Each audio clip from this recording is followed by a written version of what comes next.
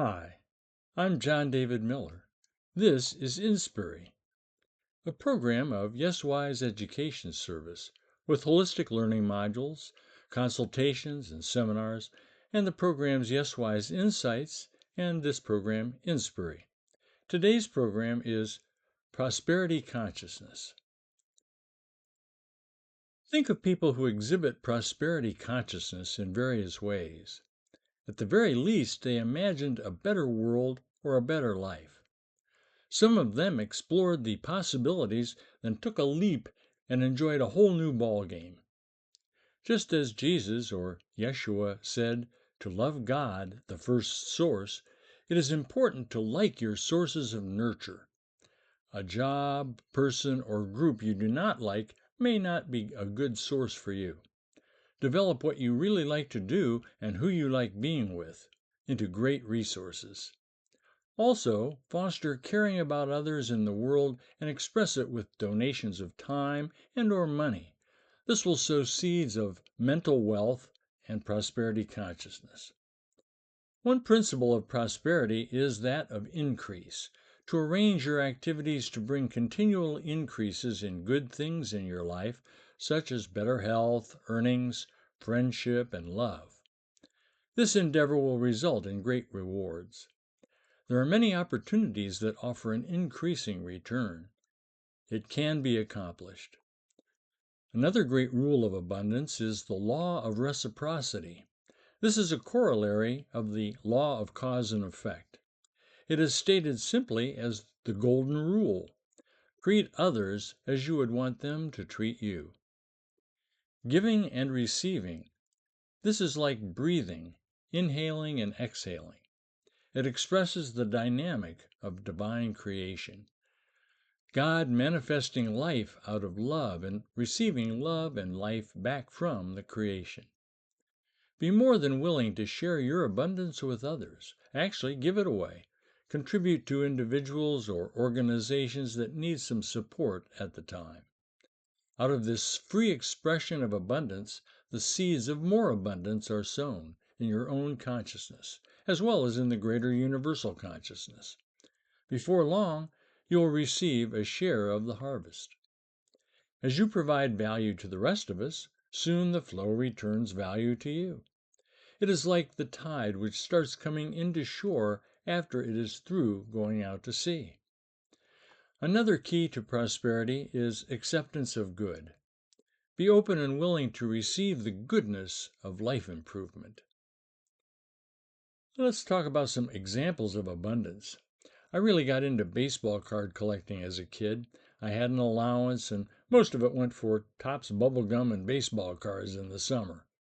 To me, it was fun to buy a pack, open, and find cards that you wanted and needed. I had the entire set of 1959 baseball cards, and I got the last few cards I needed by offering quite a stack of doubles I had accumulated for each rarer card. Other kids eagerly searched for the ones I wanted. Then, once I had every card issued that season in my collection, one of the most fun experiences of my childhood was freely throwing my extra cards in the air for other kids to scramble after and pick up. Business successes are rewarding, especially when they redeem the failures along the way. I've had my share of both. A few examples of my business successes. I started a coffee house arts center program in Hartford, Connecticut. Then I came back to Akron and started a natural foods business that became the food co-op here in Akron for 30 years. I had an herbal business. I was a natural health consultant, author, and speaker, a wedding minister, and got involved in various aspects of networking product sales and then online business. I have several friends who became pretty wealthy doing their business: a marker board maker, an engineer, lawyer, construction specialist, a flooring company, a vendor of Amish-made furniture on the internet, a school bus recycler.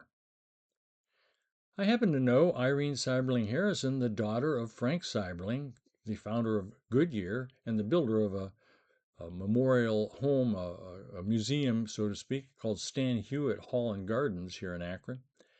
I also know the current wealthiest family in Akron, who got their wealth from a widely popular soap and sanitizer business.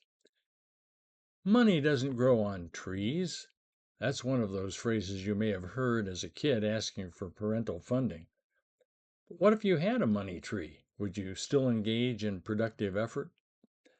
I think the government and the Federal Reserve bankers have tried to create as many dollars and as leaves on the trees.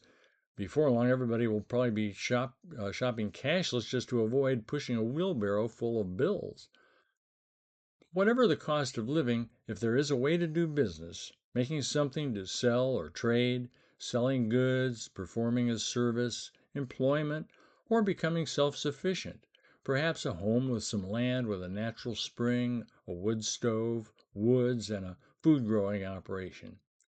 People can make it free to have ideas and take action.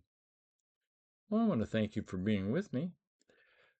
This program is supported by ReallyWell.com, FlaxFood.com, and WaterUs.com with natural health information, Northern Edge, superior organic flaxseed, the lowest in toxic metals and the highest in alpha-linolenic acid as an essential fatty acid.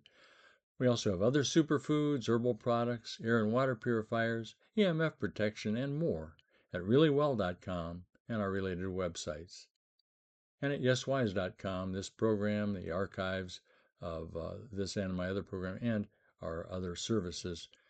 Thanks for being with me again. Have a great day and be really well.